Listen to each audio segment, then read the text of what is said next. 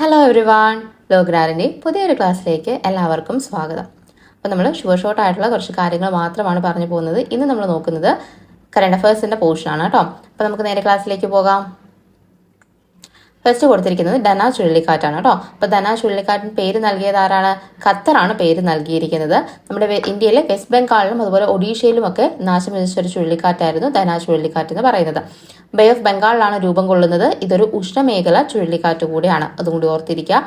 അറബിയിൽ ധന കൊണ്ട് ഉദ്ദേശിക്കുന്നത് ജനറോസിറ്റി എന്നാണ് കേട്ടോ, അതും കൂടെ ഓർത്തിരിക്കുക. അതുപോലെ തന്നെ പ്രഷ്യസ് ആയിട്ടുള്ള പേൾ എന്നും കൂടെ അർത്ഥമുണ്ട് അതിന്. പേര് നൽകിയത് ഖത്തറാണ്. അതുപോലെ തന്നെ ഒക്ടോബറിലാണ് വീശിയടിച്ചത് കേട്ടോ. 2024 ഒക്ടോബറിൽ വീശിയടിച്ച ചുഴലിക്കാറ്റാണ്.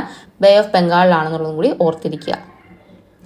ഇനി നമ്മൾ കുറച്ച് നോബൽ സമ്മാനത്തിന്റെ കാര്യമാണ് പറയുന്നത്. ഇത് ജസ്റ്റ് പേര് മാത്രമേ ഇവിടെ ഉൾപ്പെടുത്തിയിട്ടുള്ളൂ. പേരുകൾ ആദ്യം പഠിച്ചു തീർക്കുക. എല്ലാം ഉൾപ്പെടുത്തിയിട്ടില്ല, 3 മാത്രമാണ് ഉൾപ്പെടുത്തിയിരിക്കുന്നത് കേട്ടോ. ആദ്യമായിട്ട് 2024 സാമ്പത്തിക നോബൽ സമ്മാന ജേതാവ് ആരൊക്കെയാണ്? സാമ്പത്തികത്തിൽ ആർക്കൊക്കെയാണ് കിട്ടിയത്? ഡാരോൺ അസെമോഗ്ലു, അതുപോലെ Simon Johnson, James A Robinson. ആർക്കൊക്കെയാണ്? ഡാരോണിന് കിട്ടി, അതുപോലെ തന്നെ ജോൺസണ് കിട്ടി, ഇനി റോബിൻസണ് കിട്ടി. നമുക്ക് പഠിക്കാൻ ഏറ്റവും എളുപ്പമുള്ള പേരുകൾ വെച്ചിട്ട് നമ്മളങ്ങ് പഠിക്കുക കേട്ടോ. അപ്പൊ Daron Acemoglu, Simon Johnson, James A Robinson. അപ്പം ആരൊക്കെയാണ്? Daron, Simon, James. അങ്ങനെ പഠിച്ചാലും മതി. Daron, Simon, James. ഇവർക്ക് 3 പേർക്കും കൂടെ ചേർത്താണ് എന്ത് കിട്ടിയത്? സാമ്പത്തികത്തിനുള്ള നൊബേൽ സമ്മാനം ലഭിച്ചത്. ഇനി വൈദ്യശാസ്ത്രത്തിനുള്ള നോബൽ സമ്മാനം ലഭിച്ചത് ആർക്കൊക്കെയാണ്? വിക്ടർ ആംബ്രോസിനും അതുപോലെ തന്നെ ഗാരി റവയ്ക്കുമാണ് കേട്ടോ.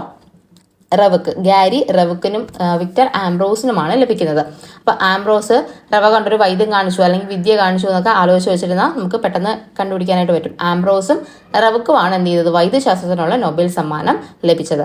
ഇനി അവർക്ക് എന്തിനാണ് കിട്ടിയത്? മൈക്രോ RNA കണ്ടുപിടുത്തത്തിനാണ് അവർക്ക് വൈദ്യശാസ്ത്രത്തിനുള്ള നൊബേൽ സമ്മാനം ലഭിക്കുന്നത്. USA കാരാണ് 2 പേരും. സമാധാനത്തിന് കിട്ടിയത് നിഹോൺ ഹിൻഡാൻക്യോയ്ക്കെ എന്ന് പറയുന്ന ഒരു സംഘടനയ്ക്കാണ് സമാധാനത്തിന് നൊബേൽ സമ്മാനം കിട്ടുന്നത് കേട്ടോ. ഇത് എന്താണ്?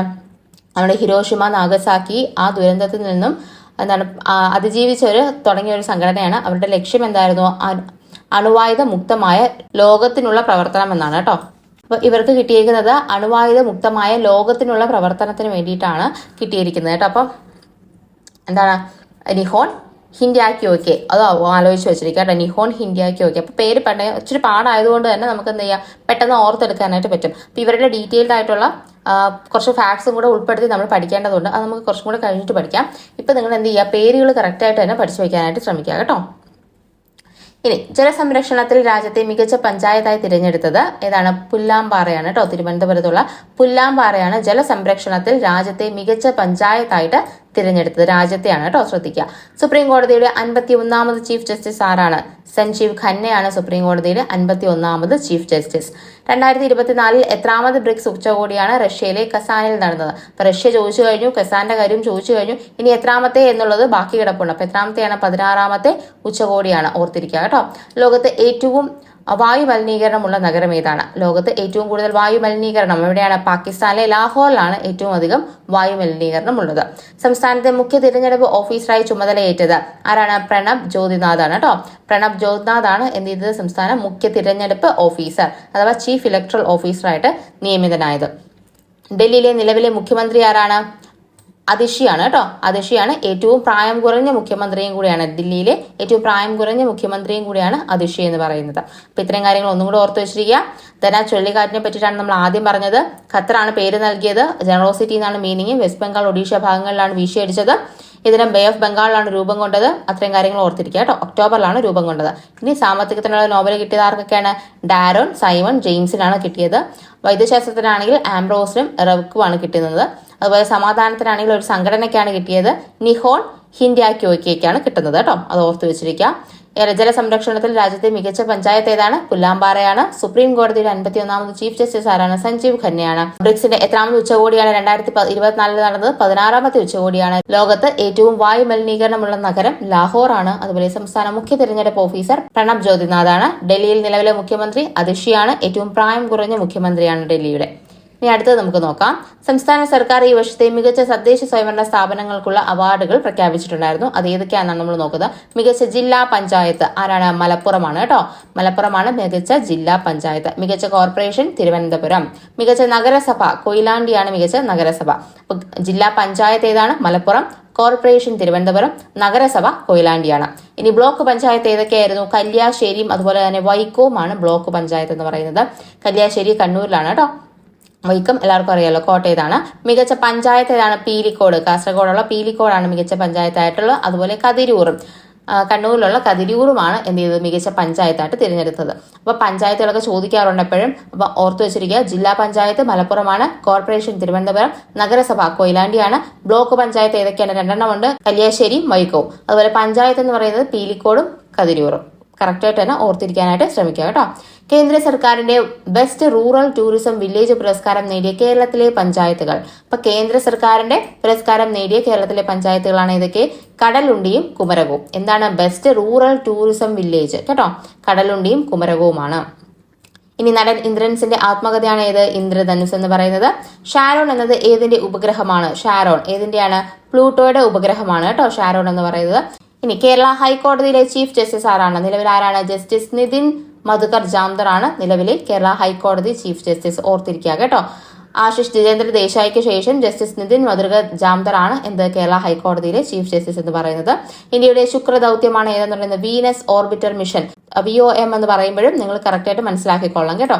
വീനസ് ഓർബിറ്റർ മിഷൻ ആണ് ഇത് ഇന്ത്യയുടെ ശുക്രദൌത്യം എന്ന് പറയുന്നത്. 2024 ക്വാഡ് ഉച്ചകോടിയുടെ വേദി ഏതാണ്? വാൽമിംഗ്ടൺ ആണ് കേട്ടോ. ക്വാഡ് ഉച്ചകോടിയുടെ വേദി വാൽമിംഗ്ടൺ ആണ്, അമേരിക്കയിലുള്ളത്.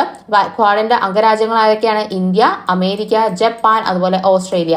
ചൈനയ്ക്ക് എതിരെയുള്ള ഒരു സംഘടന കൂടെയാണ് ഇത് ക്വാഡ് എന്ന് പറയുന്നത്. ഓർത്തിരിക്കുക. ക്വാഡിന്റെ വേദി ഏതായിരുന്നു? അമേരിക്കയിലെ വിൽമിംഗ്ടൺ ആയിരുന്നു ക്വാഡിന്റെ വേദി എന്ന് പറയുന്നത്. വിൽമിംഗ് ആണ് കേട്ടോ.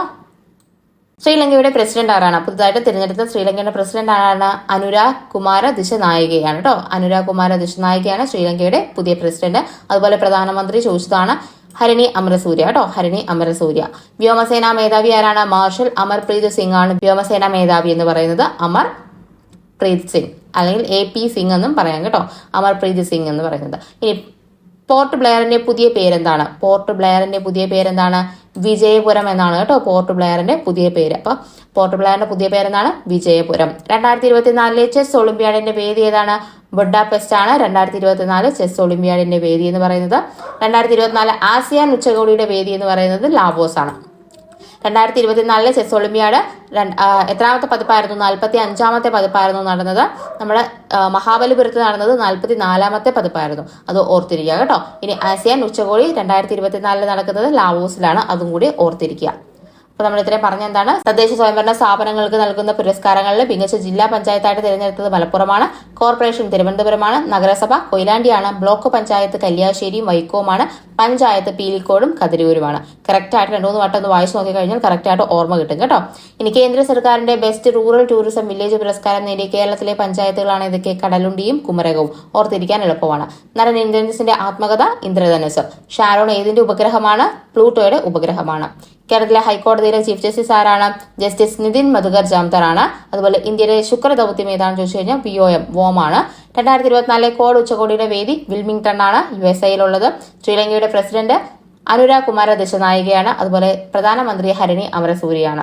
വ്യോമസേനാ മേധാവി മാർഷൽ അമർപ്രീത് സിംഗ് ആണ്. അതുപോലെ പ്ലോട്ട് ബെയറിന്റെ പുതിയ പേരെന്ന് പറയുന്നത് വിജയപുരമാണ്. ഓർത്തിരിക്കുക കേട്ടോ. 2024 ചെസ് ഒളിമ്പ്യാഡ് 45ാമത്തെ പതിപ്പ് നടന്നത് ബുഡാപെസ്റ്റിലാണ്, ഹംഗറിയിലാണ് കേട്ടോ. 2024 ആസിയാൻ ഉച്ചകോടിയുടെ വേദി എന്ന് പറയുന്നത് ലാവോസ് ആണ്. 70ാമത് നെഹ്റു ട്രോഫി വള്ളംകളി മത്സരത്തിൽ ജേതാവായ ചുണ്ടൻ വള്ളം ഏതാണ്? കാരിച്ചാൽ ചുണ്ടനാണ്. വളരെ ഫോട്ടോ ഫിനിഷിൽ ജയിച്ച ഒരു ടീമാണ് കേട്ടോ കാരിച്ചാൽ ചുണ്ടൻ എന്ന് പറയുന്നത്. പുതുതായി കൂട്ടിച്ചേർത്ത ശ്രേഷ്ഠ ഭാഷകൾ ഏതൊക്കെയാണ്? നമുക്ക് കോൺസ്റ്റിറ്റ്യൂഷനിൽ നിന്ന് ചോദിക്കാൻ കൊള്ളാവുന്ന ഒരു ക്വസ്റ്റ്യൻ ആണ്. മറാഠി, പാലി, ബംഗാളി, ആസാമീസ്, അതുപോലെ പ്രാകൃതം കൂടെ ഉണ്ട് കേട്ടോ. പ്രാകൃതം. അപ്പൊ പ്രാകൃതം കൂടെ ഉള്ളതാണ് ഇത്. പുതുതായിട്ട് 5 ഭാഷകളാണ് കൂട്ടിച്ചേർത്തത്. ഓർത്തിരിക്കുക. മറാഠി, പാലി, പ്രാകൃത്, ബംഗാളി, ആസാമീസ് എന്നിവയാണ്. ഇതോടുകൂടി ശ്രേഷ്ഠ ഭാഷകളുടെ എണ്ണം എത്രയായി? 11 എണ്ണമായി. അപ്പൊ കറക്റ്റ് ഓർഡറിൽ അതെല്ലാം പഠിച്ചു വെച്ചിരിക്കാനായിട്ട് ശ്രമിക്കുക കേട്ടോ.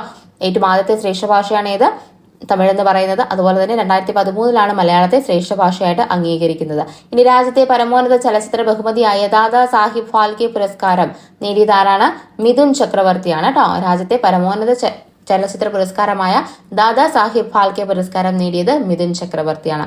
ഈയിടെ സരസ്വതി സമ്മാനം നേടിയ മലയാളി ആരാണ്? പ്രഭാവർമ്മയാണ്. പ്രഭാവർമ്മയുടെ രൗദ്ര സാത്വികം എന്ന് പറയുന്ന കൃതിക്കാണ് എന്ത് കിട്ടുന്നത്? സരസ്വതി സമ്മാനം 2023 കിട്ടുന്നത്. 2023 24 പ്രഖ്യാപിക്കുന്നത്. അപ്പം എന്താണ് 12 വർഷം കഴിഞ്ഞിട്ട് മലയാളിയായിട്ടൊരു വ്യക്തിക്ക് കിട്ടുന്നത് ഇപ്പോഴാണ് കേട്ടോ. അപ്പൊ ഈയിടെ സരസ്വതി സമ്മാനം നേടിയ മലയാളി ആരെന്ന് ചോദിച്ചു കഴിഞ്ഞാൽ പ്രഭാവർമ്മയാണ്. കൃതി ഓർത്തു വെച്ചിരിക്കുന്നത് രൗദ്ര സ്വാതിക. ഇനി ഏഷ്യയിലെ ഏറ്റവും വലിയ ദൂരദർശിനി എവിടെ സ്ഥിതി ചെയ്യുന്നു? ഏറ്റവും വലിയ ദൂരദർശിനി എവിടെ സ്ഥിതി ചെയ്യുന്നു? ലഡാക്കിലെ ഹാൻലെയിലാണ് സ്ഥിതി ചെയ്യുന്നത്. 4300 മീറ്റർ ആണ് ഉയരം എന്ന് പറയുന്നത്. അപ്പൊ ലഡാക്കിലെ ഹാൻലെയിലാണ് ഏഷ്യയിലെ ഏറ്റവും വലിയ ദൂരദർശിനി സ്ഥിതി ചെയ്യുന്നത്. അപ്പോൾ ഒന്നുകൂടി നോക്കാം. 70ാമത് നെഹ്റു ട്രോഫി വള്ളംകളിയുടെ മത്സരത്തിൽ ജയിച്ചതാരാണ്? കാരിച്ചാൽ ചുണ്ടനായിരുന്നു.